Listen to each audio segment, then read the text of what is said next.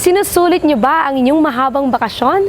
Huwag kakalimutan ang pagdadala ng payong dahil malaki yung tsansa ng mga pulu-pulong pag-ulan o pagkidlat at pagkulog sa hapon o kaya naman ay sa gabi. Sa lahat ng inyong lakad, narito muna ang magiging lagay ng panahon base sa forecast ng Pag-asa.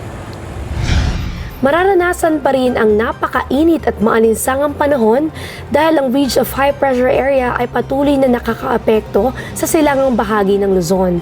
Ito ay magdadala ng generally fair weather condition sa Metro Manila at natitirang bahagi ng bansa kabilang ang Visayas at Mindanao. Pero sa inyong lakad, huwag pa rin kakalimutan ng payong panangga sa mga tsansa ng pulu-pulong pag-ulan o pagkidlat at pagkulog sa hapon o kaya naman ay sa gabi. Anong adventure ang plano mo ngayong araw? Gusto mo bang mamasyal sa ipinagmamalaking ganda ng Pilipinas? Bago ang lahat, isecure muna ang lagay ng panahon sa mga lugar bakasyonan at piling lungsod ng bansa. Sa mga masisipag na magsasaka dito sa Cabanatuan City, Nueva Ecija, asahan po ang napakainit na panahon. Papalo kasi ang temperatura sa 36 degrees Celsius. Para naman sa mga mangingisda dito sa Kalayaan Island, generally fair weather condition. Gayun din sa Calapan, Dumaguete at Rojas. Sa mga seafood lovers na papasyal sa Catbalogan City, perfect ang weather condition. Inaasahan ding papalo ang temperatura sa 34 degrees Celsius.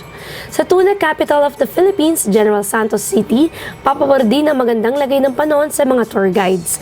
Gayun din naman sa Tagbilaran, Surigao at pati na rin sa Dipolog. Sa lahat ng may pre-na pictorial sa Calle Crisologo dito sa Vigan, papabor sa inyo ang magandang lagay ng panahon. Isa ka ba sa hobby ang underwater photography? Good news dahil in favor ang generally fair weather condition sa mga mag-snorkeling sa Anilao o kaya naman sa mga hikers dito sa Banawe at Taal. Sa mga turista sa Naga City, El Nido, Boracay at Camiguin, siguradong enjoy ang inyong extended vacation. Asahan kasi ang magandang lagay ng panahon. At yan muna ang latest sa lagay ng panahon. Huwag kakalimutang sundan kami mamayang alas 5 ng hapon. Ako si Eunice Tayas, magandang araw sa inyong lahat.